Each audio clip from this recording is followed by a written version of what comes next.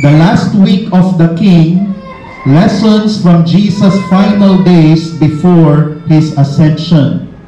So let me repeat, the last week of the King, lessons from Jesus' final days before His ascension. So this is the month of April already, and as I have promised, we will talk about the last few days before Jesus' ascension. So we will study His teachings, what happened to Him, what He did, His actions during this time. So last week we studied Mary's extravagant offering to Jesus as a sign of her love and reverence for Jesus. So Matthew 26, 3-13, buksan natin yung Bible natin dyan.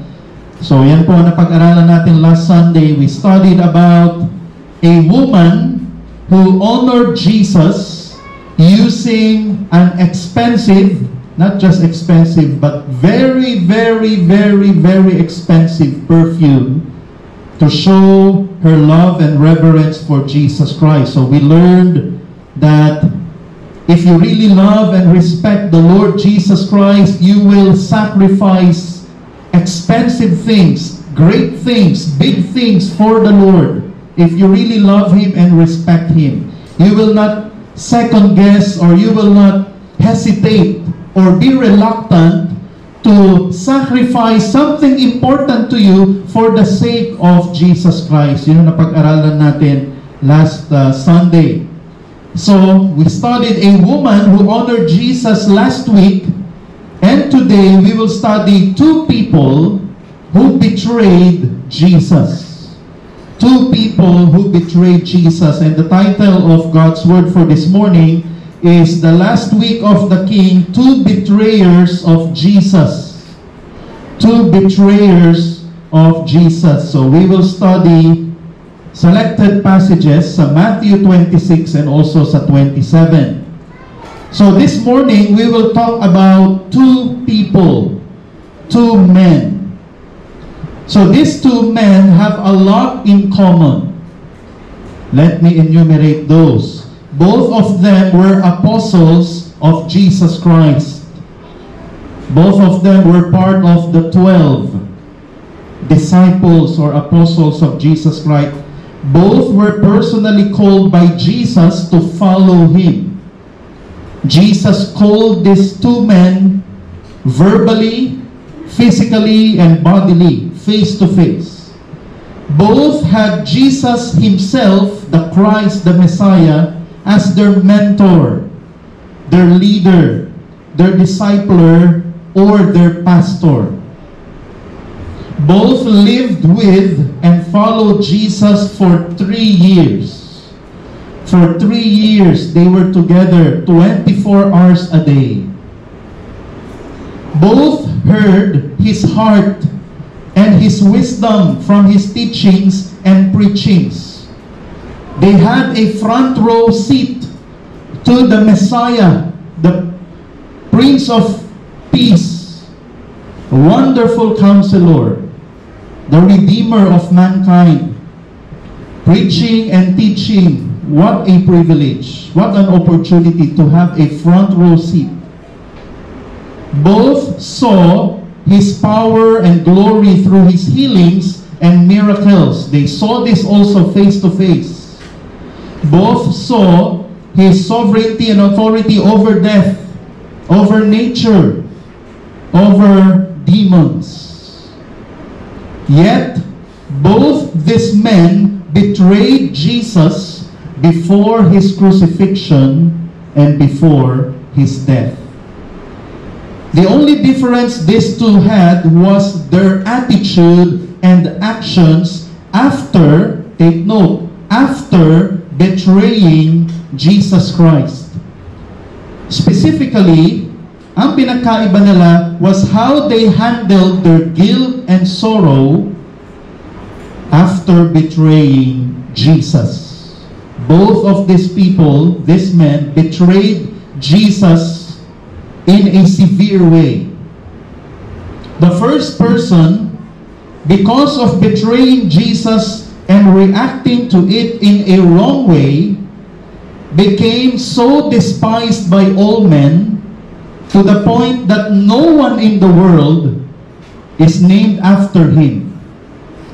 Even your dogs, even your pets are not named after him. His name is Judas. The second person betrayed Jesus by denying him 3 times. Not just once, not just twice, but thrice. Emphatically. But after that, he responded to his sin in a good and in a right way. As a result, he became so admired, respected, and loved by people to the point that many people, even animals, even pets, are named after him. And his name is Peter. This morning we will study the betrayal of Judas and Peter of Jesus Christ, their attitudes and actions afterwards, and we will draw out principles and applications from their story for ourselves. So my prayer as we look at their lives is simply that we will also look at our lives. Let's have a moment of self-reflection as we study the lives of these 2 betrayers of Jesus Christ. So before we go to number 1, tayo po ay manalangin. Panginoon, amin pong itinataas ang aming sarili sa inyo, ang aming puso't isipan, ang aming espiritu. Nawa, Panginoon, ay nasa tamang kondisyon as we listen to the preaching of your word. Lord, I'm just your instrument, your spokesman, your mouthpiece. And Lord, help us to listen with a teachable heart, a willing spirit. Help us to understand the principles and apply the applications, the challenge for this morning.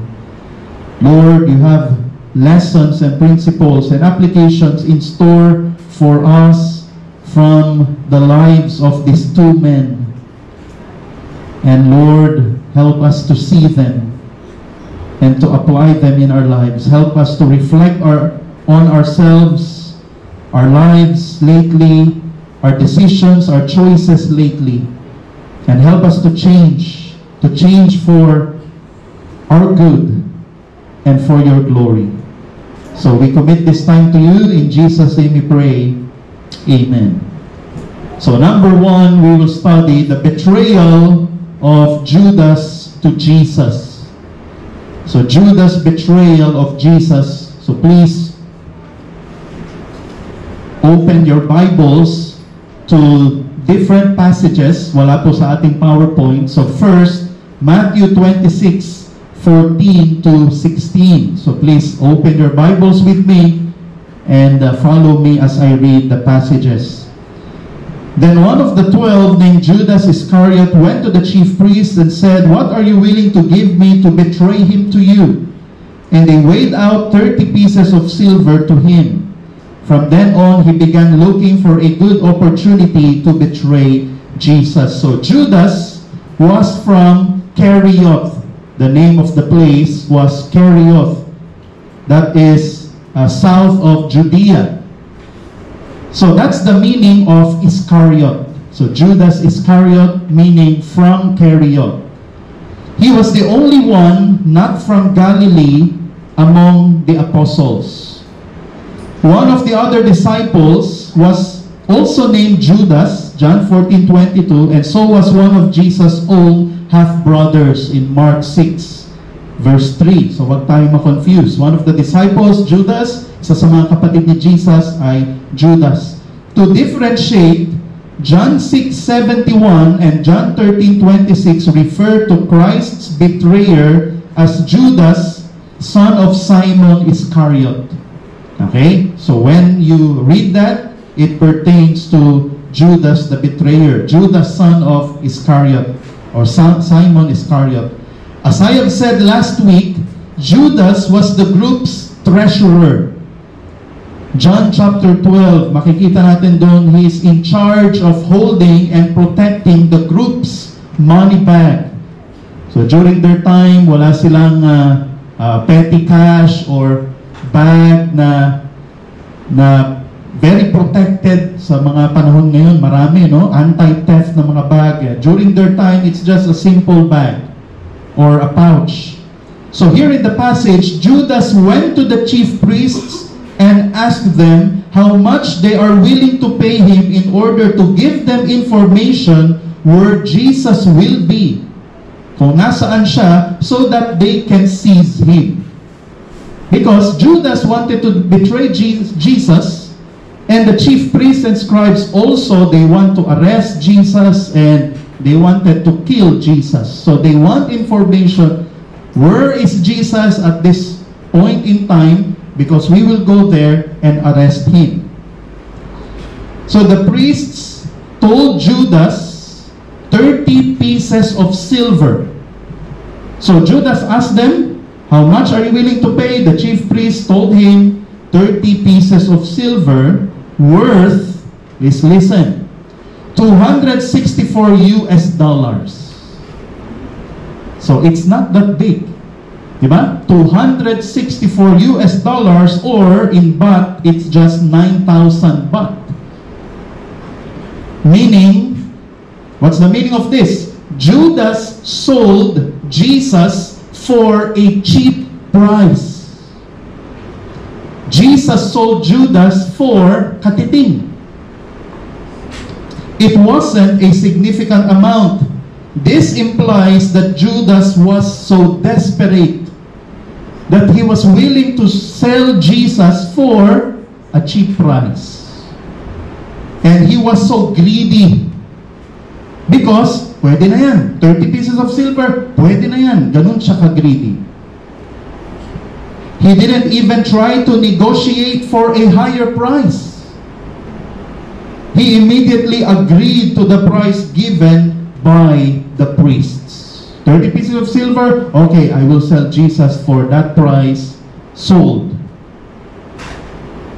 So, principle that we can learn here is people often betray Jesus for things that are cheaper or have lesser value. When we say betray, not fulfilling the expectation. That is the meaning of betray. Not living up to the standard. That is to betray someone. Someone gave you a command, you didn't do it. That is betrayal. And most of the time, people betray Jesus for things that are cheaper, that are infinitely lesser of value. Too often, we're willing to exchange the infinite majesty and glory of Jesus Christ for some rubbish. We exchange the glories, the majesties of Jesus Christ for something rubbish. Let me give some examples. We exchange obedience, holiness, and loyalty to God for a momentary sinful pleasure. Let me repeat. We exchange obedience, holiness, and loyalty to God for a momentary panandaliang aliw. Panandaliang satisfaction or sarap. For example, fornication, adultery, pornography. We exchange obedience, holiness, and loyalty to God, which will be rewarded. We exchange this for momentary pleasure. Momentary pleasure. Another example, we exchange our quiet time praying to the Creator of the universe, reading the words of our Heavenly Father. We exchange our quiet time for silly and stupid TikTok reels, endless nonsense Facebook browsing, online gossip, repetitive news, and mind-numbing games. We exchange our quiet time for these silly and stupid things. We exchange going to church and and learning precious, eternal, godly truths that will encourage and equip us to face the world, to fight Satan, and glorify God, we exchange this for a tutor that will pay out 500 baht, or 1,000 baht, or 2,000 baht. We exchange the glories of Jesus Christ sa maririnig nating preaching, or sa small group, or sa Bible class. We exchange this, pati pa sa mga kanta, sa special number, we exchange all of these spiritual truths, equipping and encouraging truths for 500 baht, or 1,000, o kahit pa 2,000 o 2,500 pa ang ibabayad sa'yo pag Sunday, nag-tutor ka. We exchange those for that. How about you? Let me speak to you personally. For what cheap thing do you exchange Christ for? For what cheap and significantly lesser thing do you exchange Christ for? Let's go to verses 17 to 25. Let me start in verse 20. Now when evening came, Jesus was reclining at the table with the 12 disciples. As they were eating, he said, "Truly I say to you that one of you will betray me." Being deeply grieved, they each one began to say to him, "Surely not I, Lord." And he answered, "He who dipped his hand with me in the bowl is the one who will betray me. The Son of Man is to go just as it is written of him, but woe to that man." Take note, by whom the Son of Man is betrayed. It would have been good for that man kung hindi na lang siya pinanganak. Grabe. Verse 25, and Judas, who was betraying him, said, "Surely it is not I, Rabbi." Jesus said to him, "You have said it yourself." So during the Last Supper, because this is really the Last Supper of Jesus with the disciples, with the 12, Jesus mentioned that one of his disciples will betray him. The disciples wondered who that will be. Jesus said it will be the one dipping his hand in a bowl, and he also said that his betrayal is according to God's prophecy, and that it's better for his betrayer if he had not been born. That's real, because his betrayer, Judas, committed suicide, and of course, he went to hell. He is still in hell, and he will be in the lake of fire for all eternity. So, mas mabuti pa talaga na sana hindi na lang siya pinanganak. When Judas asked him if it will be him, Jesus told him, yung usual phrase na sinasabi natin, "Ikaw ang nagsabi niyan, hindi ako." It was him who said it. So, Jesus didn't deny that Judas is the betrayer. Judas most probably walked out after this. So, principle that we can learn here is Jesus knows who's betraying him, but he will show grace to him, or to her, or to them. Jesus knows who's betraying him, but he will show grace to them. Jesus sees and knows whenever we betray him. Jesus sees and knows whenever we disobey his will. When we exchange him, the glories of Jesus, for something cheaper in value. He knows that, he sees that. We cannot hide our actions or our hearts from him. We can hide from our pastor. We can hide from our leaders, our small group leaders. We can hide from our parents, from our fellow believers, but we cannot hide from God. He knows if we are betraying him. But thank God, he is gracious. He knows how you're betraying him, how we are betraying him, but he will not punish or judge us right away. You can just imagine what Jesus can do at this point in time. During this Last Supper, he can do something magical and miraculous, and Judas will cease to exist. But Jesus showed grace and mercy to Judas. He will give us time to stop our betrayal. He will give us time to stop our disobedience. He will give us time to repent. And we must, brothers and sisters in the Lord. In relation to us, Jesus sees and knows how you're betraying Him. That's the sad reality. We are doing what we are doing, the betrayal that we are doing, as if we are doing it sa bubong. We are hiding it, but God knows it, Jesus knows it. So application, let us stop how we're betraying Christ and repent before He starts punishing us. Repent before it is too late. God is both all-knowing, but He is also merciful. Kagaya ng mga kinanta nating awitin, God is gracious and merciful. He is all-knowing. He knows your sin, but you're still alive. You're still eating. May trabaho ka pa rin. Sumisweldo ka pa rin. That's how gracious, how merciful God is to you and your family. That's how merciful He is. But He is also holy, and so do not let your betrayal of Jesus persist or continue. Don't let it continue. God is also holy. One day, He will put an end to your betrayal of Him if you do not stop and repent. Verses 47 to 50. Let's jump to 47 to 50. Verse 47, while He was still speaking, behold, Judas, one of the 12, came up accompanied by a large crowd with swords and clubs. Grabe, itong mob na ito. May gamit pa sila, swords and clubs. Who came from the chief priests and elders of the people. So ito ay mga hakot. Sa panahon natin ngayon, mga hakot ng chief priests and elders of the people. Now he who was betraying Him, Judas, gave them a sign saying, whomever I kiss, he is the one, seize him. 49, immediately Judas went to Jesus and said, Hail, Rabbi, and kissed Him. 50, and Jesus said to him, Friend, do what you have come for.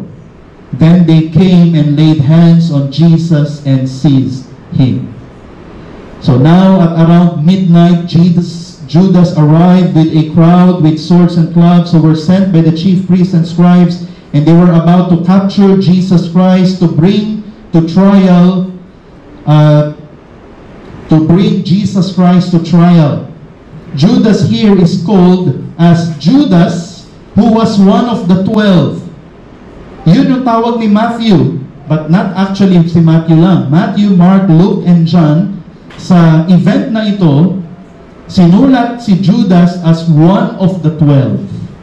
Judas, who was one of the 12, in the four Gospels, he is written as that in order to emphasize that he was part of the 12 disciples of Jesus.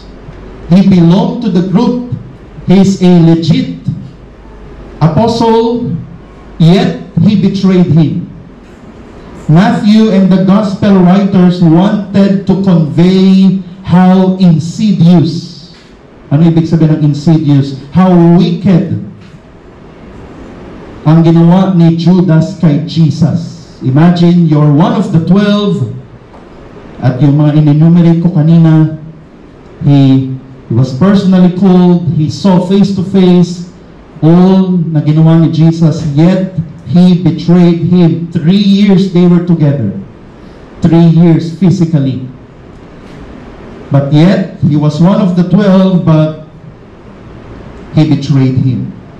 Judas told the crowd that who he kisses is the one they should seize. He kissed Judas, and so the mob seized him.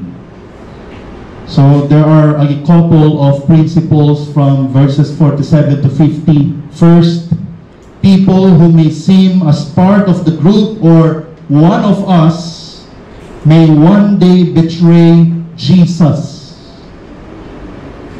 One of the 12 betrayed Jesus. 1 out of 12 betrayed Jesus. I hope and I pray that not 1 or 5 out of the 40 BHBC will betray Jesus. I hope and I pray. But that is what happened to their group. I hope this won't happen to our group. those whom we call as believers or disciples, or those who they look like faithful believers, may one day betray their Lord. One day they may betray their faith, their fellow believers, or the church. God forbid that BHBC, one or more from us, will betray Jesus. Will betray Jesus. Second principle, Judas' kiss is a kiss of hate, a kiss of hypocrisy. On the outside, it seemed good kasi kinis niya. Most probably, it's either sa cheeks or sa lips. Wala naman problema because of their custom, if sa lips. So, it seemed good on the outside because it's a kiss.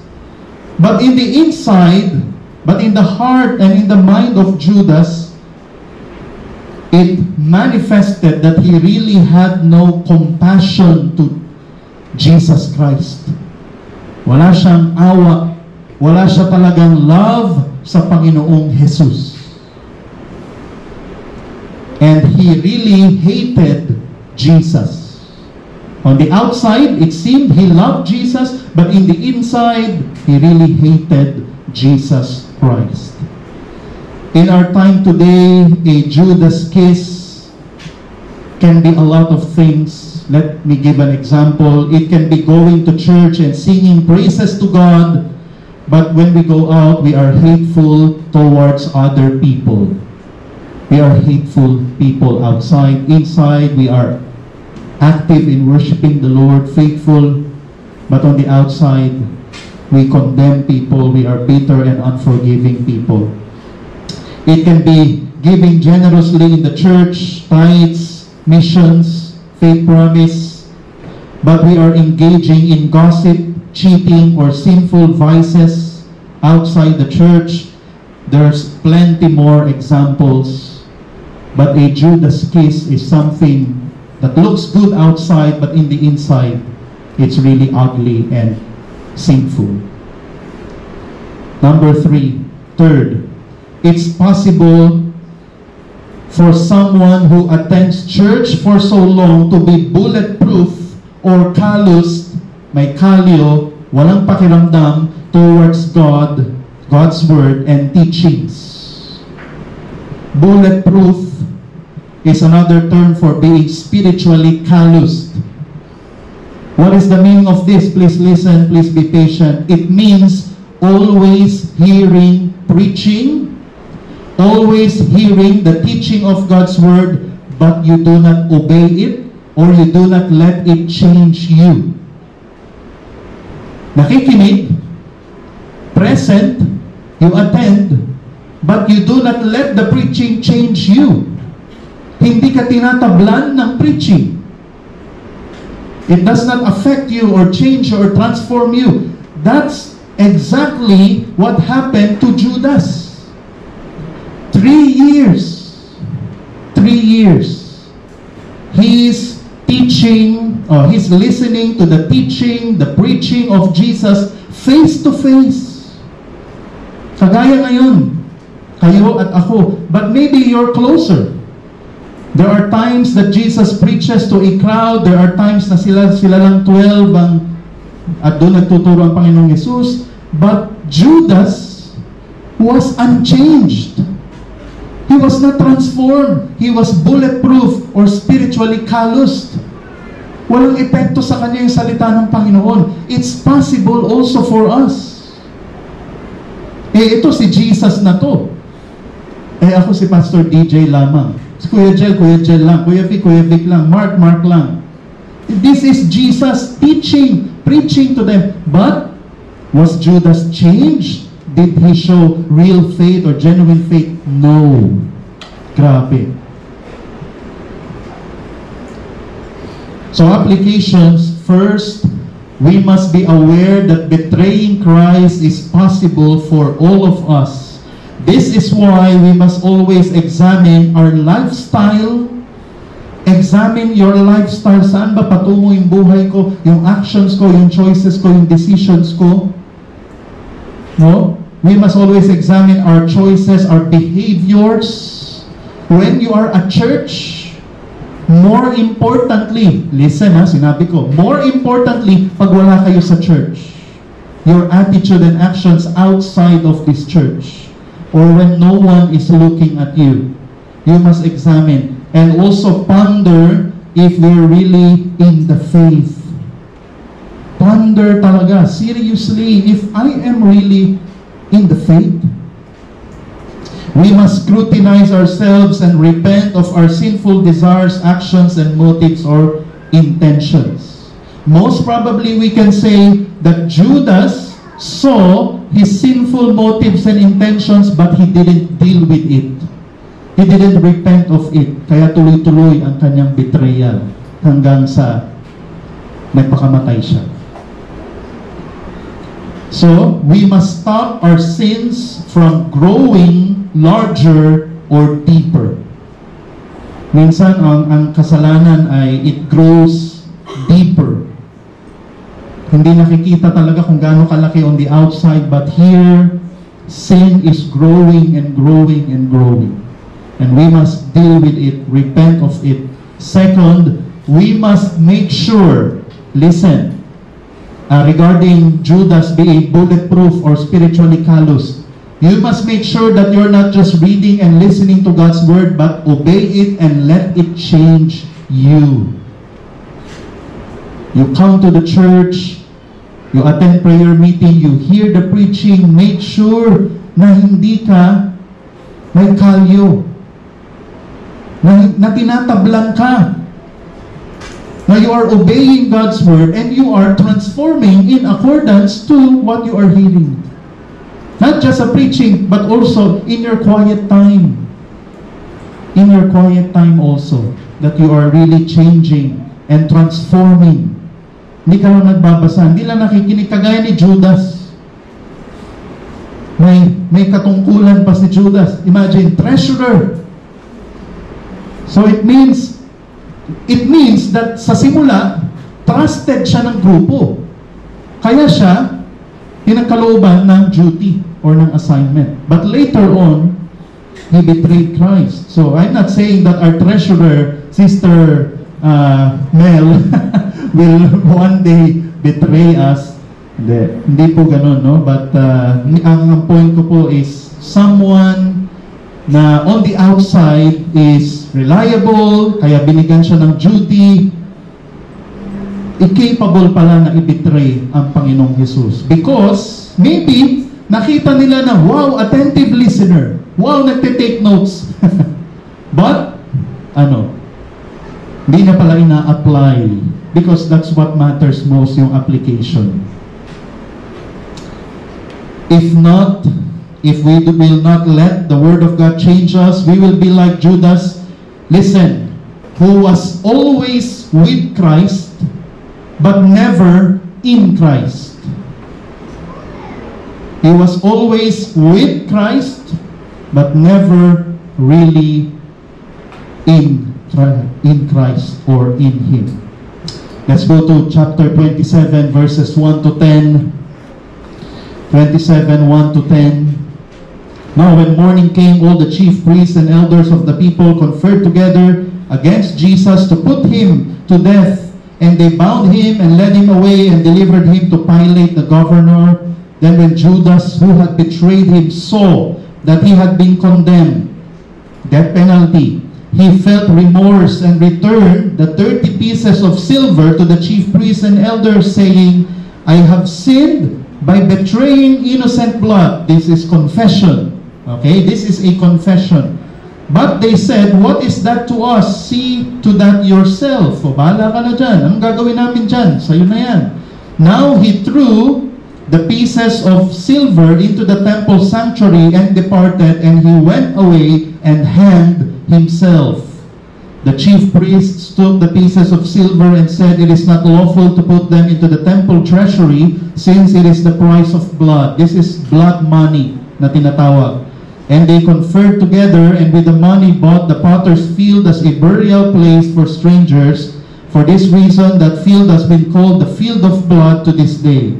Then that which was spoken through Jeremiah the prophet was fulfilled, And they took the 30 pieces of silver, the price of the one whose price had been set by the sons of Israel, and they gave them for the potter's field as the Lord directed me. So kung ano talaga yung nakasulat sa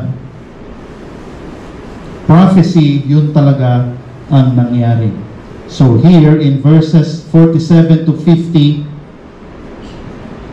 27, 1 to 10, after Jesus was found guilty of blasphemy by the chief priests and elders, yun yung kaso niya, blasphemy, and condemned him to death penalty, Judas was moved with guilt and sorrow. The question is, may guilt and sorrow, may regret? Nag-confess ba si Judas? The answer is yes. He declared that Jesus was innocent, but what did he do? He returned the money and hung himself. He hanged himself. So principle, a false believer will run away from Jesus after feeling guilt and sorrow for sin. Nagkasala, na-convict, nagkaroon ng guilt and sorrow and regret, nag-confess, pero hindi tatakbo papunta kay Jesus. Tatakbo palayo kay Jesus. He will run away and get very far from the Lord. Let me ask you this morning, brothers and sisters, what do you do after sinning? Do you feel guilty, sorrowful, or regretful? If yes, then what do you do after feeling those emotions? Do you run towards or away from Christ? Your attitude and actions after, listen, after you commit sin will determine whether you're a genuine or false disciple of Jesus Christ. Lord, I have sinned against you. Mali yung ginawa ko, Lord, and I'm convicted, I feel guilty. What you do afterwards, after you say those words, will determine, are you a genuine or a false believer? Guilt, regret, shame, and sorrow after sinning, they are good emotions, but repentance is not just feeling sorrow for sins. Repentance is also going back to Christ, returning to Christ. So to summarize, Judas betrayed Jesus because of greed. Because of greed. In other words, selfishness. Selfishness. He lusted for money and more money for himself. He didn't really care about Jesus and his teachings and his mission on earth. And the other disciples, hindi lang nagpakita siya ng hatred towards Jesus, but to the entire group because of his betrayal. All he cared about when he was with Jesus was money and himself, advancing himself. His greed led him to betray Jesus, sell him to the chief priests and scribes, and led him to guilt, sorrow, and ultimately his death. His remorse didn't turn to repentance. Judas died a backslider. Judas died a backslider. So maybe we are saying or thinking that I do not struggle with greed or money. That's why greed is also selfishness. Maybe there are other forms of selfishness in our lives that we are guilty of and we should stop it. Let's go to number 2, Peter's betrayal of Jesus. Verses 30 to 35. Balik po tayo sa 26, 30 to 35. Let me not read the passage so that we can save time. Verses 30 to 35, here Jesus is saying the prophecy in Zechariah about God striking the shepherd and the sheep will be scattered. Okay? So God will strike the shepherd and the sheep will run away. They will scram. They will be scattered. Peter responded by saying that he will not fall away, though others will. Okay? I will not be scattered. I will not run away if something happens to you, Jesus. So sinabi niya, I will not fall away. Others will. Si James, si John, but ako, I will not fall away. Yun ang sinabi ni Peter. Jesus answered him that before the rooster crows, he will deny him 3 times.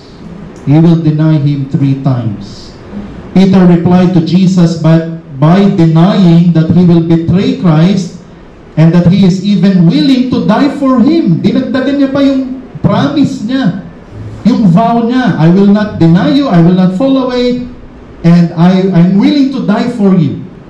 I'm willing to die for you. The other disciples joined him in saying that. They joined Peter. Oh, kami rin, Lord, kami rin. We're willing to die for you. So, a principle that we can learn here is we often make vows out of emotion that we do not really fulfill. Peter made a vow or vows but didn't fulfill it. Let me ask you this morning, what were the promises or commitments you have made to the Lord? What are the promises that you do not or did not really fulfill? What are the promises that you do not or did not really fulfill? Sabi mo, you will do it, pero hindi mo naman ginagawa. And ang mga pilosopo, they will say, kaya talaga dapat hindi ka na lang mangako sa Panginoon para wala kang i-fulfill. But actually, when you accepted Jesus as Lord and Savior, it's a promise, it's a vow. When you were baptized, that's also a vow. Okay? That's also a vow. It doesn't mean na hindi tayo nagpunta sa camp and may bonfire and then nag-promise tayo sa Panginoon. Hindi tayo nagganon, but we still committed a promise when we accepted Jesus as Lord and Savior and when we got baptized. So application, fulfill your vows to the Lord because it displays our love and reverence to Him. It is shameful and an offense to the Lord when we make commitments but do not accomplish them. Okay? So remember Ecclesiastes 5:4-5, it says, let's read all together, ready, go. When you make a vow to God, do not be late in paying it, for He takes no delight in fools. Pay what you vow. It is better that you should not vow than that you should vow and not pay. So this is in relation to vows towards the Lord, towards God, towards the Bible, and towards the church, towards the local church. We made vows and promises we should fulfill, because if not, we are sinning against the Lord. That's ang pinakamalala, because it's a sin when we don't fulfill our vows to anyone, even your vows to your husband, your wife, to your children. Verses 51-56. Verses 51-56. Jesus rebuked Peter for swinging a sword and cutting one of the slaves of the high priest's ear, Malchus. Sa ibang gospel, may pangalan, Malchus. Dito, wala din pangalan si Peter, but it's Peter. So, Jesus told Peter that if he kills someone, he'll also be killed. He told Peter that if he wants, actually, sabi ng Panginoon, he can ask God to summon angels to protect him. But he isn't doing it so that the scriptures, the prophecies will be fulfilled. And so Jesus was arrested to be taken to the chief priests and the Sanhedrin. Then ang ginawa ng mga disciples, then all the disciples ran and hid. They abandoned Jesus instead of supporting him during his trial. They were nowhere to be found. Principle that we can learn here, brothers and sisters, friends: fear drives people to betray Christ. Not just greed, not just selfishness, but also fear drives people to betray Christ. Actually, hindi lang si Peter, but the 11 betrayed Christ at this point. The disciples fled the scene like scared sheep, according to the prophecy. When they cannot stop Jesus' arrest from happening, they were afraid to be arrested too. So nagtakbuhan sila. I believe that in the past, you and me, we have also betrayed Christ because of fear. Because of fear. Let me give some examples. Please bear with me. We disobey God's will to evangelize because of fear of rejection, ridicule, or persecution. So we just disobey na lang because I'm afraid of the result when I evangelize this man, this woman. We disobey God's command to give abundantly tithes and missions and faith promise because of fear that we will not have enough for ourselves, for our family. So, i-withhold ko na lang yung tithes ko. What belongs to the Lord, and according sa New Testament, bountiful, generous giving, I will withhold because maybe I will not have enough or I will not be able to send enough sa Pilipinas, sa mga mahal natin sa buhay. I will not be able to send enough if I will not withhold this money. Fear. We do not pray because of fear, it will not be answered. We disobey God's command of going to church because of fear we will lose money. Just imagine, train and motorcycle and then Songtel and gasolina. So, fear of losing money or our body will fail us. Because of fear, we do not do or obey God's command. So on and so forth. Fear. Fear drives people to disobey, to betray Christ. How many times have you disobeyed Christ because of fear? Maraming beses na sa akin, personally. Application: do not let fear cripple you to obey Christ.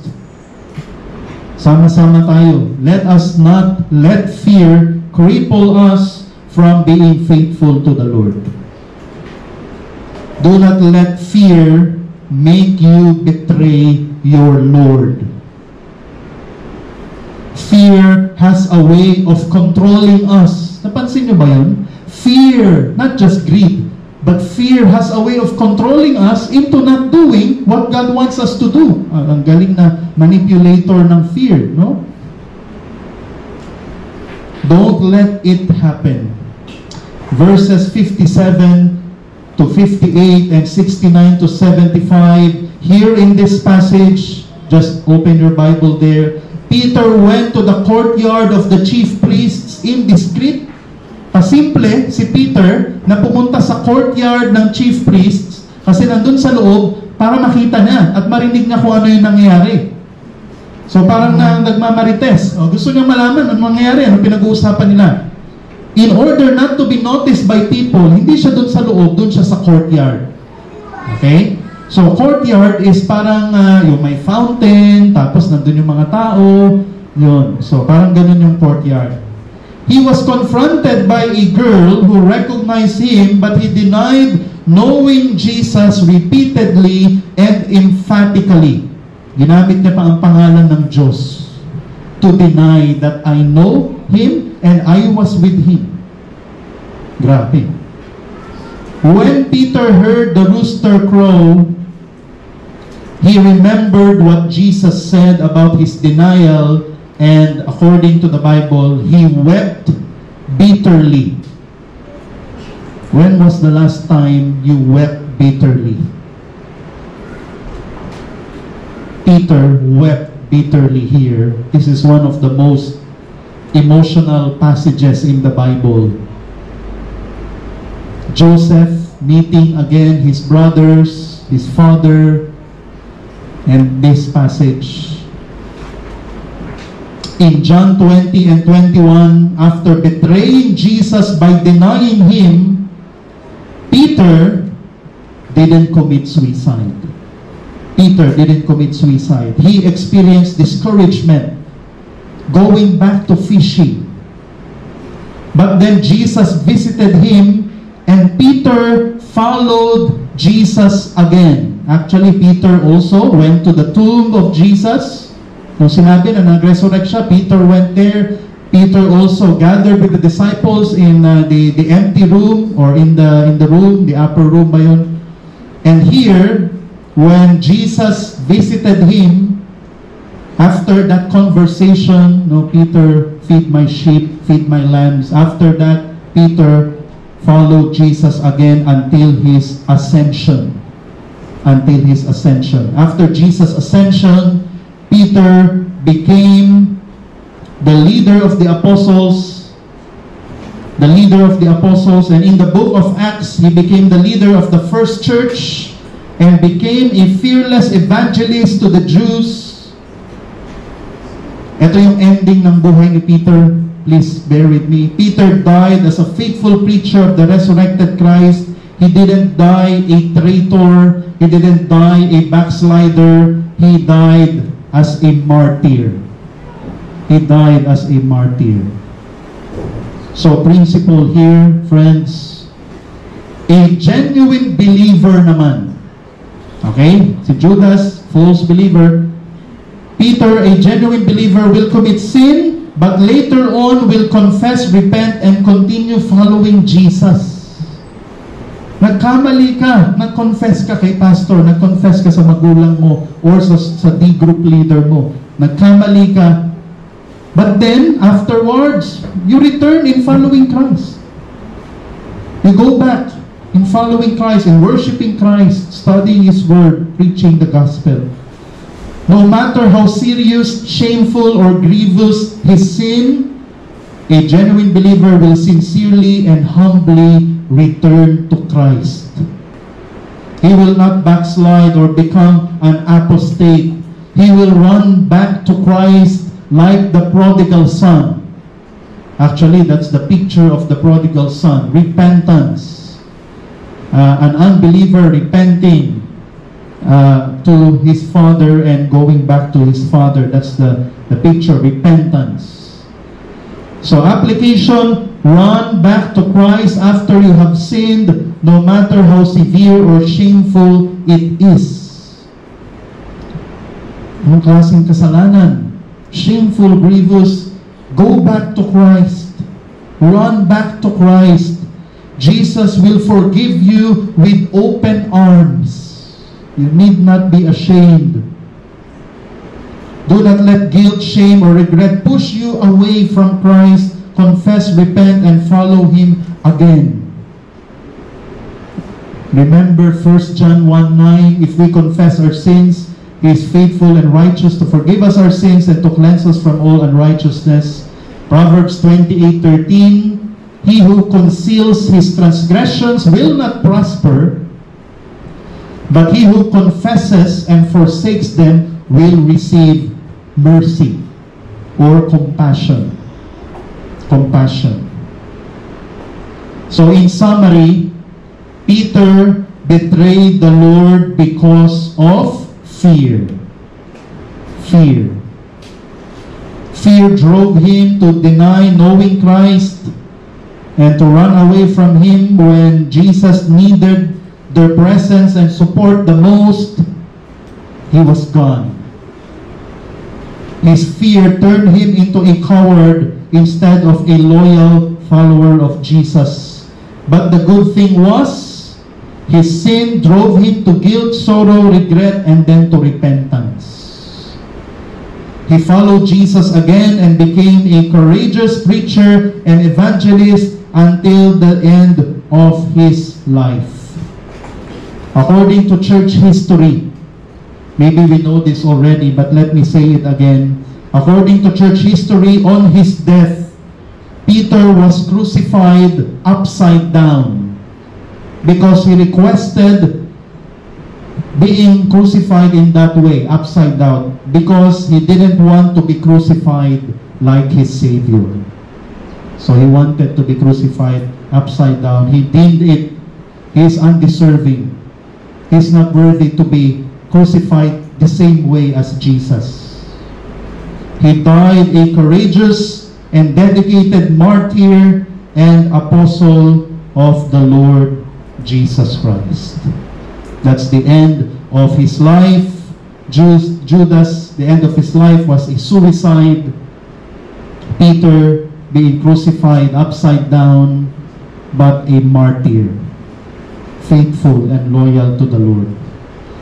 So based on Judas and Peter's betrayal of Judas, greed and fear may cause us to betray Jesus, or in other words, selfishness and faithlessness, a lack of faith, may drive us to disobey and abandon Jesus.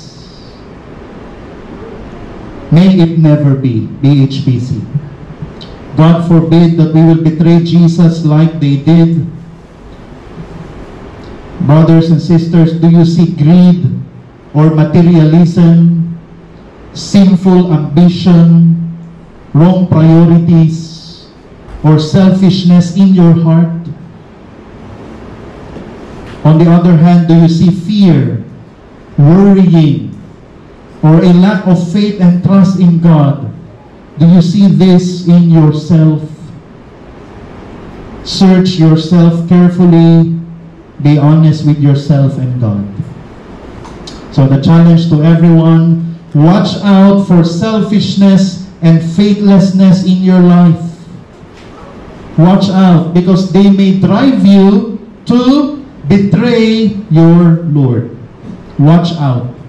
Kahit maliit lang yan, you kill it before it kills you, or before it kills other people. Love Jesus until the end. Show your love. And even when difficulties come, persecution comes, love Jesus until your death.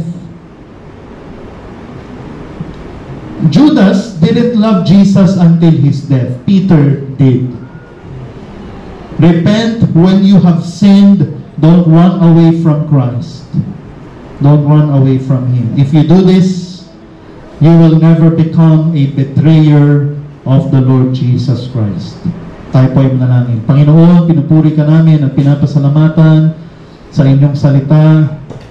And Panginoon, in many ways, maybe not like Judas or Peter, but Lord, in many ways, we still betray you. We exchange your glories. We exchange your commands. We exchange your blessings for sinful pleasure, for momentary wickedness that we think that will satisfy us. We exchange your majesty, your infinite glory, for things that are cheaper and lesser value.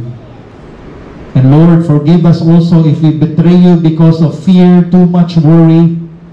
We're worrying too much about our money, about our health, worrying too much about the future, that we disobey. Lord, may it never be. Help us to love you faithfully. Help us, Lord, to obey your commands sincerely, consistently. Lord, God forbid, may you forbid us, any one of us, from betraying you, even in small ways. So Lord, thank you for showing us these two men's lives. And Lord, help us to apply the principles in our lives. In Jesus' name we pray. Amen.